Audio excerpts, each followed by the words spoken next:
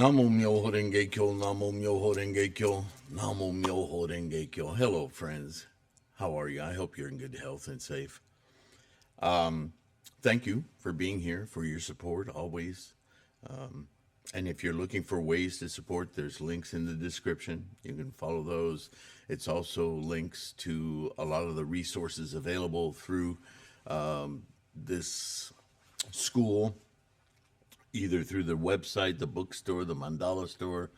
You'll see all the links in the description, as well as Patreon links for those who can support us financially. It's a super big help. Some of you support that way through PayPal directly. You don't have to go through Patreon. Anyway, all the videos on Patreon as well as a site called Odyssey. If you're familiar, they use Bitcoin. I'm not into all that, but it's an avenue that I wanted to make available. All right, so we're in the midst of the Lotus Sutra chapter 4. Chapter 3, right? The parable. I forgot the book at home. Yeah, chapter 4. And we're in the midst of this parable that the senior monks are using now after Shariputra has been given the promise of he can now reach Buddhahood. He always could, but the cultural norms and traditions that just didn't stubbornly held on to people who were practicing for so many years. Shakyamuni is saying, no more. You guys have to stop doing this. What I've been trying to teach you all along, and what I hoped that you had discovered on your own by now, is that Buddha is part of what all phenomena is. You just need to instantiate it. Wake it up. You have this capacity. What? Yeah. So now these older monks, who are leaders of monks, they're saying, oh man, we're so old and tired and have been practicing with these old cultural traditional norms for so long, we never even thought it possible, right? We never raised the mind of joyfully doing that because it just wasn't, we didn't think it was available to us. Right? So now they're trying to explain themselves to Shakyamuni, and they've come up with this parable to say, look, it's like this son who, for whatever reason, rebelled against his father and took off, and in so doing cut himself off from all of the wealth and privilege and so on and so forth that he would have had staying home and dealing with his relationship with his dad. Instead went off and became a beggar and working for whatever. He ends up wandering around, forgetting where he's from, and finds himself in front of his father's home, doesn't even know it's his father, gets scared, go, oh man, I'm going to be in trouble if I'm anywhere near these rich people, right? And in fact, the father recognizes his son immediately. He sends out a couple of people to go grab him, and the son thinks he's under arrest and he's going to get maybe killed even. And the father sees his son just reacting and fainting, and he says to his people, never mind, just, resuscitate him and send him on his way. And he thinks of a plan on how he can entice his son, who doesn't know that's his father, to kind of let him evolve in the rekindling of his relationship with his dad, yeah? So the father's wise in this way, yes? And of course, in the parable, the father is Shakyamuni Buddha. And the son represents all of these monks who for so long have never thought to beyond this provisional false nirvana that they've been chasing, along with all of their old, reincarnation, multiple lifetime baloney, their magical thinking, yeah? Okay, so the son is let go, and he thinks he's got away with his life, while the father, now we rejoin the story, world-honored one, while the poor son hired for wages here and there, unexpectedly arrives at his father's house. Standing by the gate, he sees from afar his father, right? I just told you about this. So the next paragraph, having reflected thus, after the son is released, he hastily runs away. Meanwhile, the rich elder on his lion's seat has recognized his son at first sight, and with great joy in mind has thus reflected, now I have the one whom my treasuries of wealth are to be made over. Always have I been thinking of this, my son, with no means of seeing him, but suddenly he himself comes up here and the lodging, right? So he dispatches his attendants, and a messenger says to the son, okay, now you are free, go wherever you will. The poor son is delighted, thus obtaining the unexpected. He rises from the ground and goes to a poor hamlet in search of food and clothing. Then the elder, desiring to attract his son, sets up a device. Secretly, he sends 2 men of doleful and undignified appearance, saying, you go and visit that place and gently say to the poor man, because he isn't telling anyone that that's his son yet. So he says to this poor man, there's a place for you to work here. You'll be given double the wages you're getting here. If the poor man agrees, bring him back and give him work. If he asks what work you wish him to do, then you may say to him, it is for removing a heap of dirt that we hire you, and we both also would work along with you. So there's no trickery here. You come work with us. Then the 2 messengers went in search of the poor son, and having found him, placed before him the above proposal. Thereupon the poor son, having received his wages beforehand, joins with them in removing the dirt heap. His father, beholding the son, is struck with compassion for and wonder for him. Yeah, he's like, I haven't seen my son in 50 years, and here he is working like a slave. What has become of him? He doesn't even know who he is.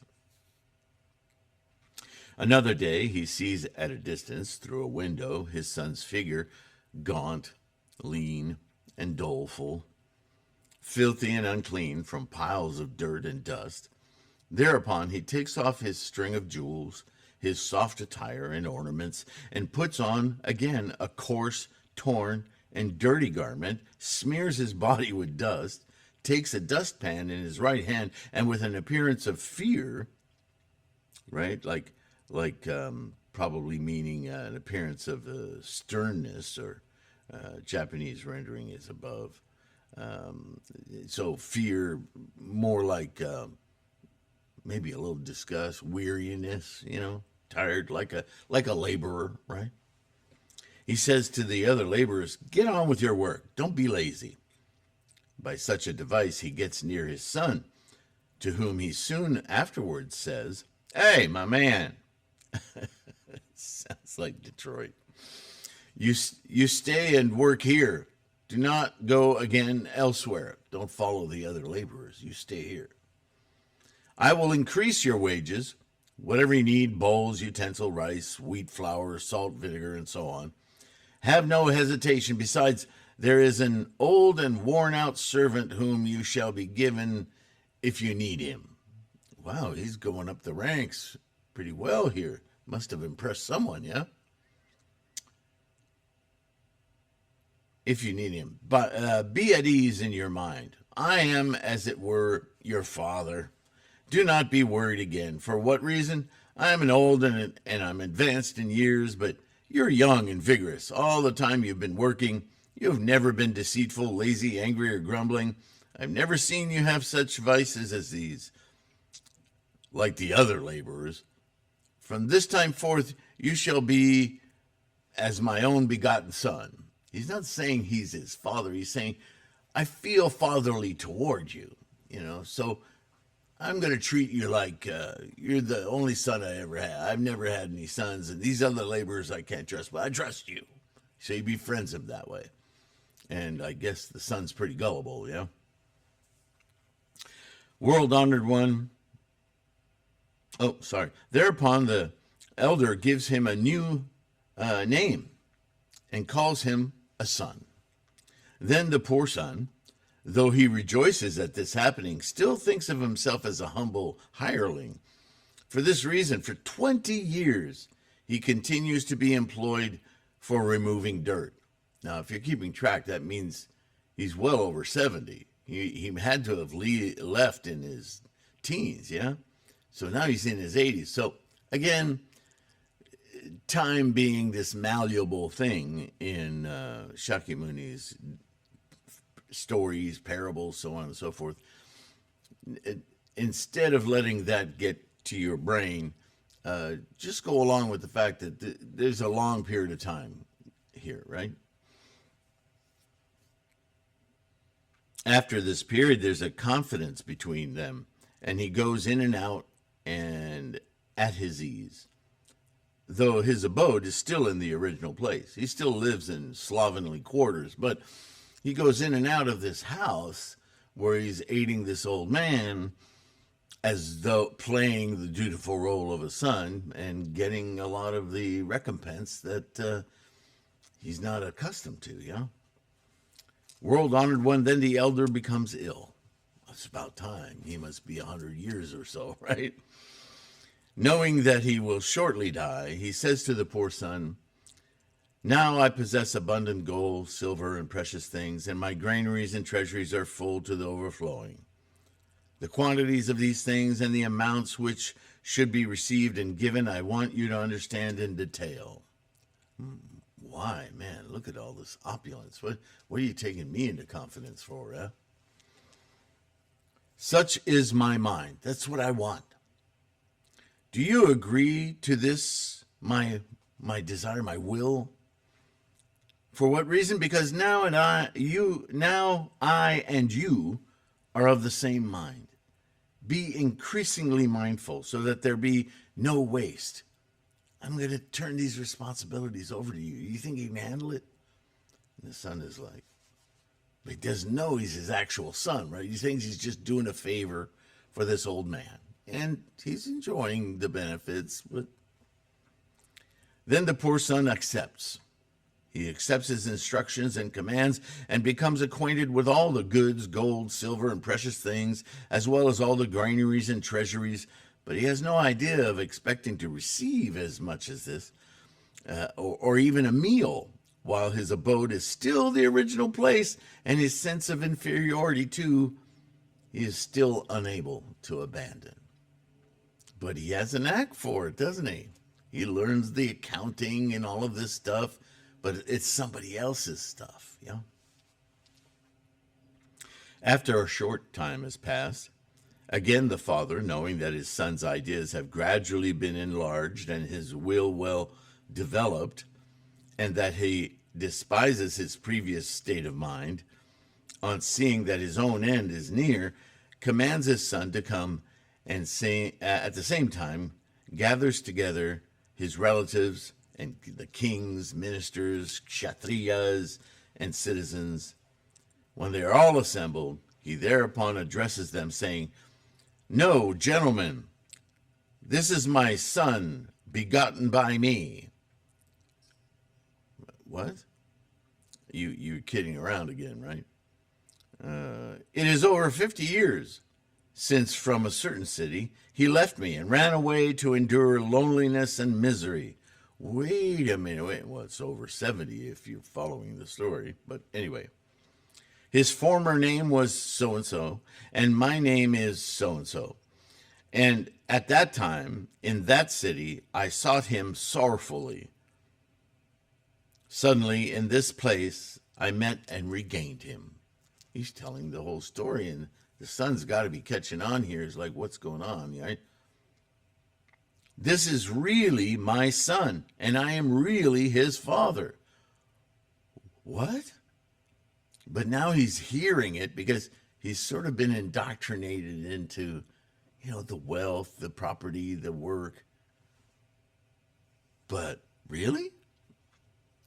"Now all the wealth which I possess belongs entirely to my son." Whoa. "And all my previous disbursements and receipts are known by this son. Well, that's true. World honored one, when the poor son heard these words of his father, great was his joy as such unexpected news, and thus he thought, without any mind for or effort on my part, these treasures now come of themselves to me. Do you see the parable now? These great monks, who are now leaders of monks, have been following Shakyamuni's teachings all this time with this impoverished self-image that kept telling themselves, Buddhahood isn't reachable for me. That's not for me. I'm not deserving of that, right? I'm an ancient culture. I still believe in reincarnation and afterlives. And so in this life, the best I can achieve is this idea of nirvana. I can, get rid of my attachments. That's the best I can do. And I've done a good job of that. But that's as much as I can do, right? I can see the wealth and I can see, what Buddhahood might be like. But this is the maximal effort I can make in this life. I can't accomplish more. Just like the poor son thinks he's not deserving of any of the things that he's accounting for now in the wealth of his father, who he doesn't know, except now finding out, oh, you are my father. We are Buddha sons. You see the parable? So this is totally ours. Wow, we never even had a thought, right? So the parable is pretty effective at capturing this self-imposed ignorance. It's a bit of a shock. You and I might have a little harder time coming to terms with it, but in the parable, it happens rather suddenly, yeah? So today, the Tathagata, the rich elder, is the Tathagata, and we are all as the Buddha's sons. The Tathagata has always declared that we were his sons. We just weren't buying it, yeah? The Tathagata has always said this. World honored one, because of the three sufferings, in the midst of birth and deaths, we have borne all kinds of torments, being deluded and ignorant and enjoying our attachment to trifles. Today, the world honored one has caused us to ponder over and remove the dirt of all diverting discussions of inferior laws or things. In these, we have been diligent to make progress and have got but a day's pay for our effort to reach nirvana. Having got this, we greatly rejoiced and were contented, saying to ourselves, for our diligence and progress in the Buddha law, what we have received is ample. But the world-honored one, knowing beforehand that our minds were attached to low desires and delighted in inferior things, lets us go our own way and does not discriminate against us, saying, you shall yet have control over the treasury of Tathagata knowledge.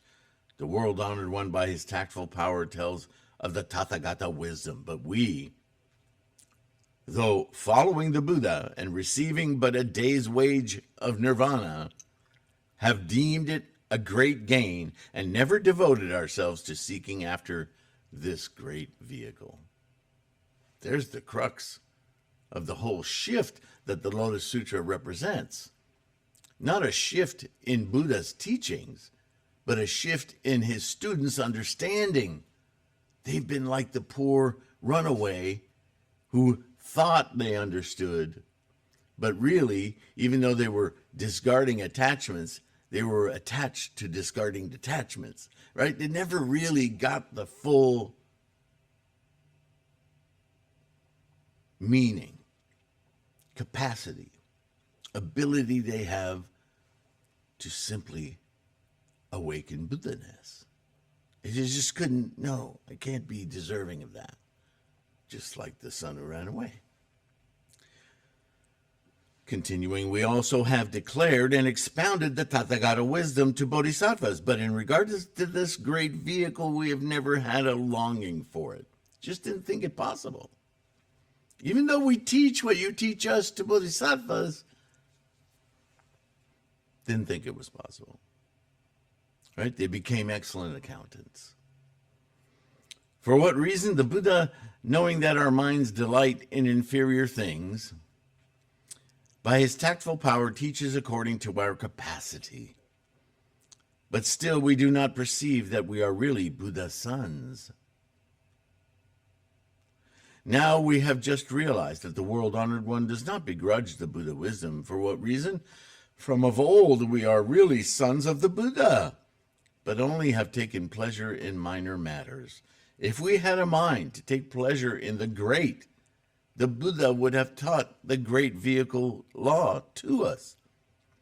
Now he, in this sutra, teaches only the one vehicle. He doesn't give us an escape hatch, right?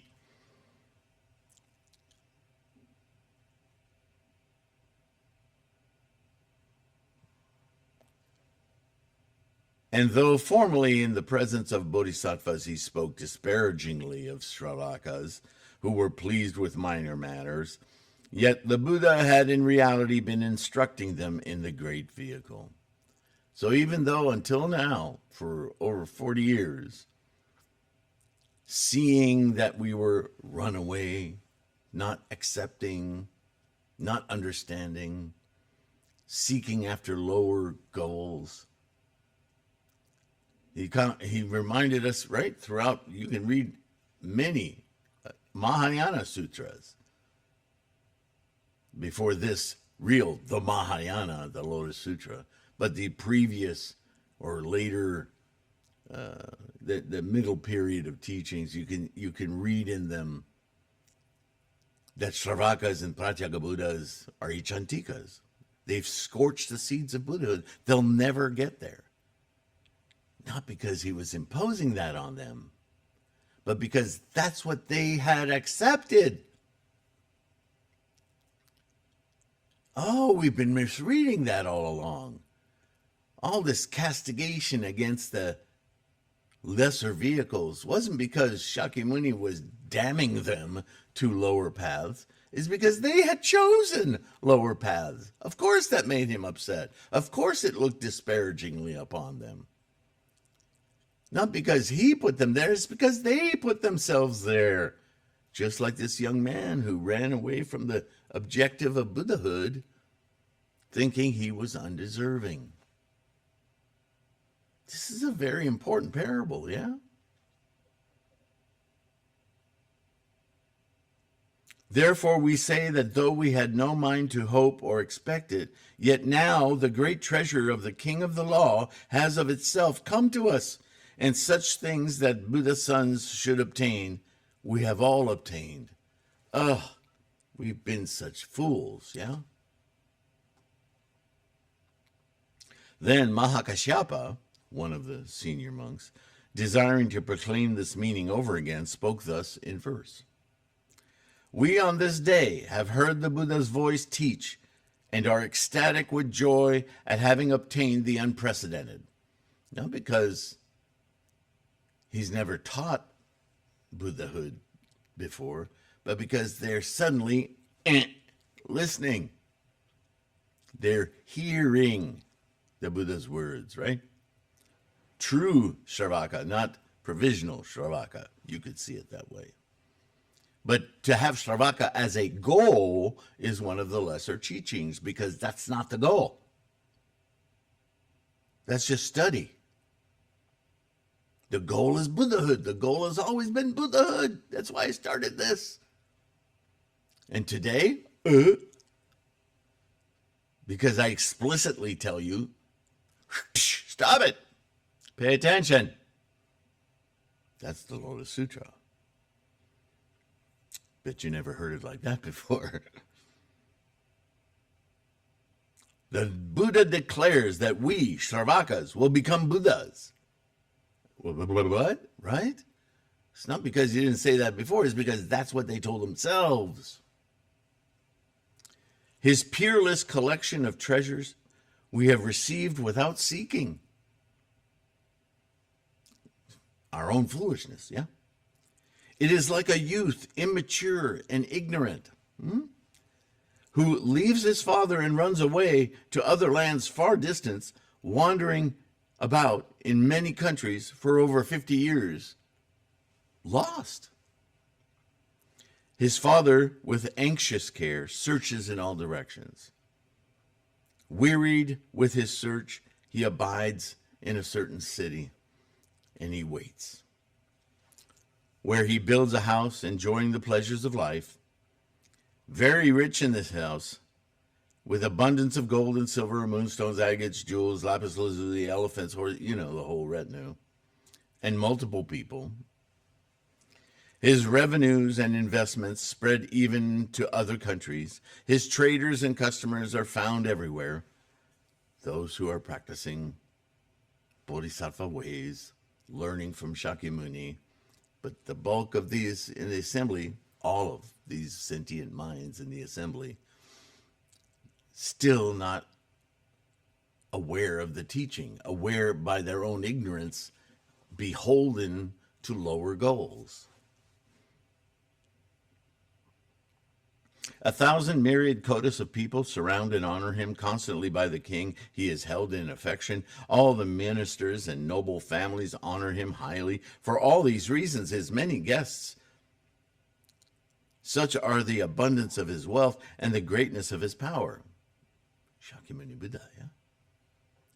But his years are wearing away, and he grieves the more over his son. Right? Shakyamuni is an old man by this time. He's not going to be around forever. He's going to enter parinirvana, right? So he needs to clear this up with all these devotees, these disciples, these practicants. He's got to get him on the right track before he goes, yeah? I mean, that's why he started this whole thing. So morning and night he ponders. The time of my death is approaching.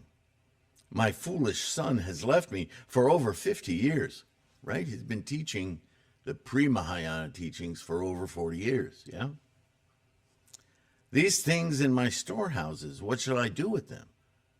All of this knowledge, right? At that time, the poor son seeks food and clothing from city to city, from country to country, sometimes getting something, sometimes nothing. Famished, weak and gaunt, covered with scabs and sores, gradually he passes along to the city where his father dwells. Hired for wages, he roams about, at last reaching his father's house. At that very hour, the elder within his gates has set up a great jeweled curtain and sits on a lion's seat surrounded by his attendants, everybody taking care of him. Some are counting gold, silver, precious things, so on and so forth. The poor son, seeing his father, so noble and splendid, thinks, this must be a king or one of royal rank. Alarmed and wondering, he says, why have I come here? Again, he thinks to himself, if I tarry here long, I may suffer oppression and be driven to forced labor. Now, that's an interesting part of this parable, right? Because it suggests that all of these people drawn to this assembly, wondering, remember they were wondering, this isn't in this parable or this chapter, but that wondering, maybe we haven't even got there yet, whether this is an actual Buddha or a trick by Mara, yeah? Of course, mainly the example is the same. They show up to this assembly and they're still unsure. We've heard far and wide of the nobleness of this man, this teacher. Is it really Buddha? I mean, they're so convinced in their lower capacities that they don't even know for sure that this is Shakyamuni Buddha. But at any rate, so the poor son cries in alarm, faints away, and falls to the ground.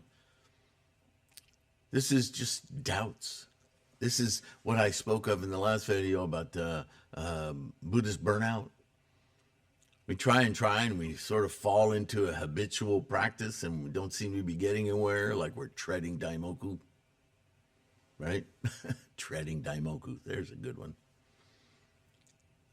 You have to get serious. You have to really mean it. And how can you really mean it if you don't believe you're worthy of it?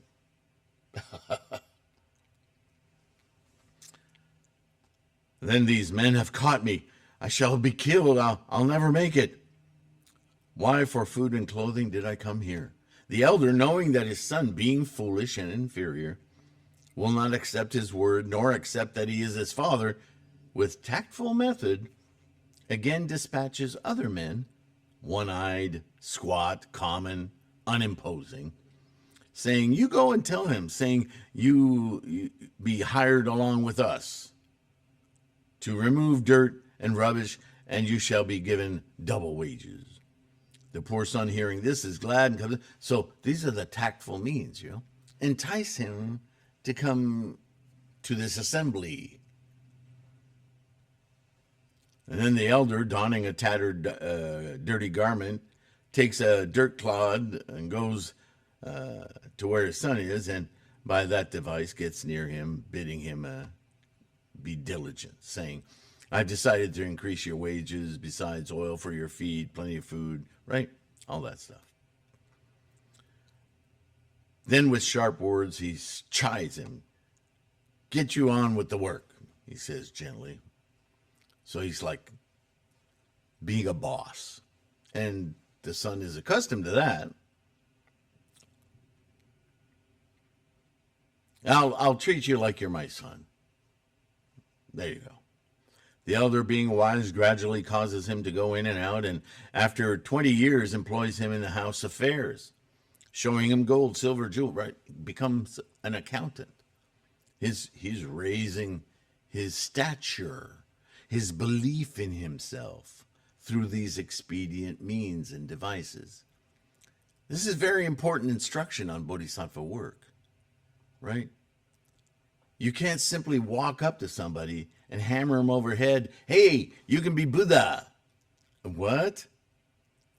Remember that book, Zen and the Art of Motorcycle Maintenance? There's a line in there that says, if you meet the Buddha on the street, kill him. It's not a book about the complete teachings of Shakyamuni. It's about something else. And, but that statement people have seized over the years, and simply truly means that there is no one Buddha. There is no Shakyamuni Buddha. There is Shakyamuni, and there is his accomplishment of Buddha-ness. But we all have that capacity. Buddha is everything and everyone. It's the engine of life. So for somebody to say, I am Buddha, in our era, Mapo, it's a grave insult. It's taking on the qualities of the entire cosmos as owned by a human. Wrong. Right? Wrong, right? So, he then, you know the story. He gathers around all the important people, kings and ministers and so forth, and he introduces to them, this is actually my son. I'm actually his father. He's going to take over the management of affairs here. And now the son, as these great monks equate themselves, suddenly realize, oh, this has been available to us all along. Duh. This is actually mine. Now, if this were a Lifetime movie, it would take probably a series of movies to explore the entire catharsis of this, yes. But we need to move along here, because the point isn't the story. The point is the meaning. That through our own samsaric ignorance, we fail to realize our full potential. This is why the Lotus Sutra, this is why Nichiren constantly is telling us the incredible value of the Lotus Sutra, the Lotus method, is that it already knows, it anticipates our Buddha nature, our Buddha-ness, and gives us a method for simply instantiating it, awakening it, invoking it. Not in some far-off future or multiple lifetimes. That's not Buddhism. That violates impermanence, emptiness, anatman. It violates every early tenet taught by Shakyamuni Buddha. And yet, the meaning of those teachings continued to fall short in those who were practicing, because they stubbornly held on to this idea that this life is to be suffered somehow. Even though in the first four Noble Truths teachings, Shakyamuni took that on head on. People just resist, right? We're really stubborn. We don't like change, but we don't realize how profound that sensibility, that ignorance is. No, you can experience life fully, to your fullest potential, all the time, moment to moment to moment to moment to moment. Why do you listen to the monkeys in your mind? Why do you constantly reinstantiate a lesser experience? You don't need to do that. And you are the one doing it. Don't blame it on your environment. It just reflects what you are thinking. Yeah, in this life, if you want to believe something, everything in your environment, from people to oxygen, will reflect exactly what you're saying to yourself.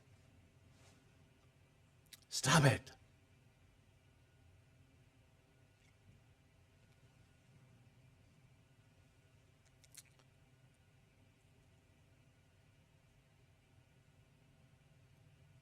All that I have, houses, people, I entirely give to him. He is free to use them as he will. The son thinks of his former poverty and inferior disposition, yet anew from his father. Obtains such great treasures together with houses and buildings, all of this wealth, and so rejoices greatly. Wow, this is all mine. On receiving such an unexpected fortune. Why is it unexpected? It's been offered you your whole life. But you had trained yourself to be unexpected, right? So it is with the Buddha. Knowing that we are pleased with trifles, he did not before proclaim, "You will become Buddhas," but said that we who are attaining faultlessness and perfect in Hinayana are his Sravakas disciples. Okay, you're great students. How much study must you make before you realize the implications, the meaning of all this? The Buddha commands us, teach the most high way, and that these who practice it will become Buddhas. So they became good teachers and taught bodhisattvas how to attain Buddha, never understanding that was for themselves. They didn't get it. We, receiving the Buddha's teachings for the sake of great bodhisattvas by numerous reasonings, by various parables, and by so many expressions, teach the supreme way, just as you've taught us. We become great students. The sons of the Buddha, hearing the law from us, day and night ponder over, and with unflagging zeal, practice it. Zeal. Again and again, we have these words encouraging us, exhorting us. Take this seriously. When you go to when Nichiren would say, when you go to your Butsudan and chant with this mandala, I've given you every tool possible to really focus your mind. Because this is yours to experience right now. Buddha. Don't call an Uber. Don't get in a taxi cab. Just do it right where you are. Be it now. Invoke Namo Myoho Renge Kyo. With that kind of determination, zeal, single-mindedness. How many ways can Nichiren say this? How many ways can Shakyamuni say this? And yet, we love to just do habit stuff, right? Why are you eating right now? Because I had a taste in my mouth. I felt like, yeah, you weren't hungry, were you? Get hungry. Get hungry for Buddha. Don't just sit there with a family-sized bag of chips and go through the whole frickin' bag just mindlessly chewing and eating because the crunch is fun and the salt is nice. Get hungry.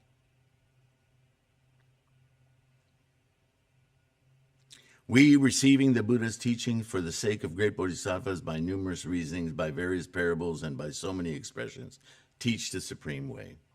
The sons of the Buddha, having heard the law from us, night and day ponder and unflagging zeal practice it. Then the Buddhas will predict of them, you in a future generation shall become Buddhas. Now, should I rewrite that? Generation, for most of us, if not all of us, generation means, a future lifetime, right? Or more specifically, sons of fathers of, right?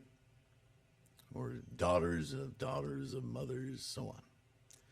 But by generation, we should think of the generation of each moment because we are energy, we are momentum. And each moment generates another, birth that, moment to moment to moment to moment to moment. That's what that means. So I should probably make a note of that. I wish I had the book here so I could scribble in it, but hopefully I'll remember that after this video and I'll go correct that or enhance that. The a priori law of all the Buddhas can only to bodhisattvas be expounded in full reality. So not to us, till now, was this truth taught. Well, it was taught, but it wasn't heard. Just as that poor son who came to be near his father, though he knew all the goods, had no hope of possessing them, so we proclaimed the treasury of the Buddha law, yet had no will or wish for it, being also like him. How lamentable, Nichiren would say, yeah? We, with the extinction of inward fires, considered ourselves satisfied. This is all we can do. This is our best. Having thus settled this matter, nothing more remained to be done. Oh, so close. Even if we'd heard of the purification of Buddha lands and the conversion of living beings, we would never have rejoiced. For what reason? Because we fancied that all things were altogether empty, without birth, without extinction, nothing large, nothing small, without fault, without effort. How are you mixing that teaching up into Buddhahood? Thinking thus, we know with no conception of joy, because it's empty, it's not real, we for long neither coveted nor were attached to the Buddha wisdom, nor had we any will or wish for it. But we, in regard to the law, considered we had reached finality. This is our lot. This is all we can do in life. How can you get that out of the teachings? Well, this is the power of samsaric traditions, cultural traditions, right? That's why I'm always railing against biases in these translations that come directly from religion or politic. They don't belong in Buddhism. It's not what Buddhism is about. But so entrenched are the world's peoples and cultures and politics and religions in our very thinking. Really, consider this. Next time you watch a Super Bowl commercial, how much religion is in it. It's incredible how it hides and disguises itself in there as just the reality of things. And yet it isn't. We, for a long time, he continues, practicing the law of the empty, obtained release from the triple world's distressing troubles, dwelling in the final bodily state, there it is, attachment, of nirvana, in which form still remains the false or incomplete nirvana of the arhat. Being instructed by the Buddha, we thought we had, without a doubt, attained the way, and that we had therefore repaid the Buddha's grace. We're dutiful servants. To whom? To whom? Though we, for the sake of all the Buddha sons, have taught the Bodhisattva law that we should seek the Buddha way, yet we, in regard to this law, had never any wish or pleasure. Gosh, that's painful. Our leader saw and let us alone because he looked into our minds. So at first he did not stir up our zeal by telling us the true gain. Right? Just like the father saw his son faint and thought, I have to work out another way to reach him because he's so self-destructive. Yeah? Just as the rich elder, knowing his son's inferior disposition, by his tactfulness subdues his mind and afterward gives him all his wealth, so is it with the Buddha in his display of rarities. Knowing those who delight in trifles, and by his tactfulness, subduing their minds, he instructs them in the greater wisdom. Today we have obtained that which we have never before. And with that, I think I'm going to call it a day. Thank you for listening. Thank you for being here. Please surmount your doubts. Right? Namo Myoho Renge Kyo. Instantiate your Buddha mind right away. Don't wait. Demand it of yourself, of your mind. Hey, pay attention, Buddha-ness. Knock these posing monkeys out of here. I'm not even thinking about them. I'm focused. Buddha. Yeah? With that kind of determination, single-mindedness. Invoke Buddha-ness. You have the capacity, just do it. I wish you all the greatest fortune and potential you can muster. And to do that, you got to stay healthy, so take care of your health. Savor your practice, my friends.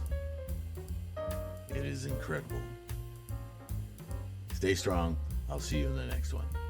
Bye for now.